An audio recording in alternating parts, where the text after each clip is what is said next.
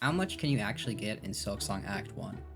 At first, this question doesn't look really interesting, since it's just everything you can get without going to the Citadel or having Clawline / Fade on Cloak.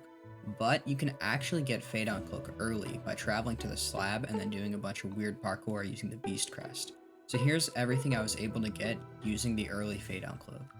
12 Mask Shards, 9 Spool Fragments, 15 Memory Lockets, 4 Crests, 5 Silk Seals, 15 Red Tools, 12 Blue Tools, 9 Yellow Tools, 17 Maps, 3 Crafting Kit upgrades, 3 Tool Pouch upgrades, and 8 Relics. Now, I believe that this is the limit of what you can do in Act 1, but feel free to try to get more than I did. Now, most of these items are intended to be obtainable in Act 1, so I'm going to try to focus on the tools and silk seals that are very clearly supposed to be gotten in Act 2, which are Memory Crystal, Snare Setter, Thief's Mark, Wisp-Fire Lantern, Delver's Drill, Quicksling, Longclaw, Bolt Filament, Conch Cutter, Throwing Ring, Sharp Dart, and Brune Rage. Now, a lot of these are just consequences of having Double Jump early, pretty easy to get, or it can be gotten on the way to other items. Because of this, I'm only going to go into detail about how I got 3 of these items, since everything else isn't really interesting, starting with the Delver's Drill. The Delver's Drill is located in the Underworks, which initially might seem impossible to get to without triggering Act 2. However, a lot of people don't realize what actually triggers Act 2. A lot of people think entering the Citadel or the Underworks triggers Act 2, but in actuality, Act 2 is triggered one of 3 ways. A. Killing the last judge, B. Entering this room in Coral Chambers, or C. Entering this room in Coral Chambers. This means that if we can find a way into the Underworks without entering these 2 rooms or killing the last judge, we can actually get the Delver's Drill and anything else that's in the Underworks. Luckily, the Fade on Cloak opens up the area that we need, the Wisp Thicket. While we're in the Wisp Thicket, we can kill Father Flame to get the Wisp Fire Lantern, before heading up to the Underworks in order to grab the Delver's Drill. While in theory we can go to the Coral Chambers from here, everything is locked behind one of the rooms that triggers Act 2, so we can only pick up the map. Now, while I only got 2 tools in that section, the reason I want to talk about it is because it shows the limit of where we can go and why we can't get pretty much anything from the Citadel, even with access to it outside of killing the last judge. Now, let's move on to the Conch Cutter, which is located all the way in Coral Tower. Now, initially it might seem impossible to reach Sands of Karak without Clawline. You just can't get enough height to get to the platform, no matter how hard you try. But, using Sharp Dart, I actually found a method to get to Sands of Karak without Clawline. Here's what it looks like.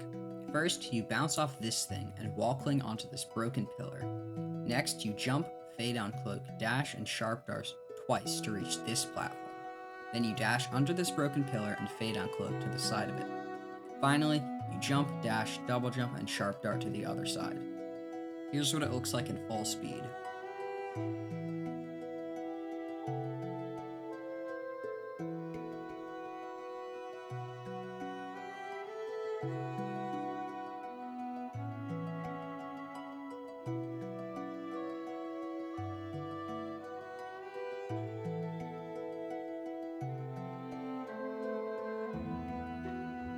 Next, we head over to this room where we can do a cocoon skip in order to get to the top. Then we can make a stop at Volt Nest to grab the Volt Filament before heading to Coral Tower in order to grab the Conch Cutter.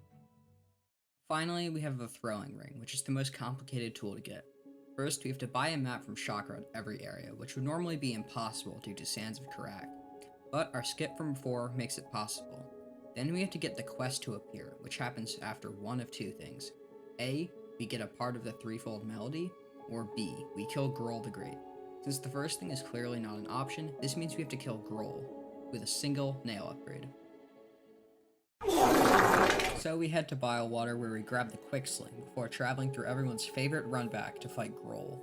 After a miserable boss fight with Grohl, we can get the Longclaw and Key of Apostate from Putrefied Ducks, but sadly we can't go further in the Putrefied Ducks due to a one-way breakable wall. With that Key of Apostate, we can actually fight the first Sinner boss fight and get ourselves the Rune Rage. Now Chakra's quest will appear on the quest board, which means we can accept it and go through Bilewater in order to grab the Throwing Ring. Now, initially, I was going to end the video here, but it really didn't feel right without going over some of the other stuff, like all the mask shards and other tools. So, here's a quick rundown of everything else.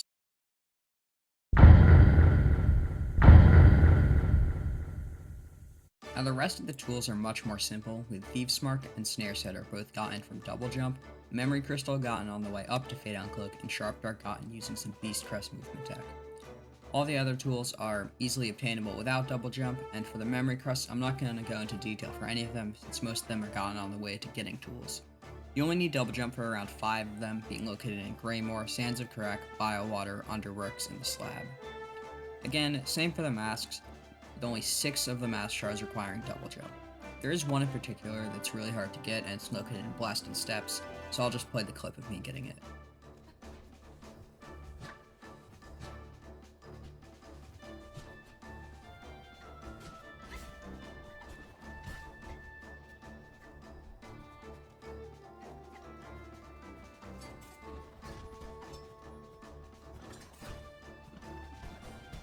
For the spool fragments, only the one in the Underworks, Grand Gate, and Sold by Grindle become available once you get Double Jump.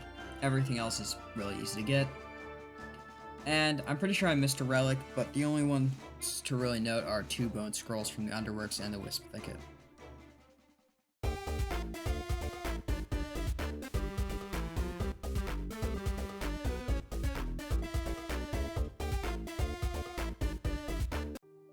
So then, that's it. Everything Act 1 has to offer.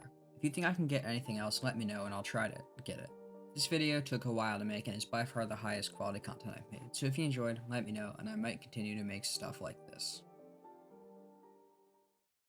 Also, if my voice sounded weird during this, it's because I had to re-record a bunch of these lines and change the script a bunch, so sorry.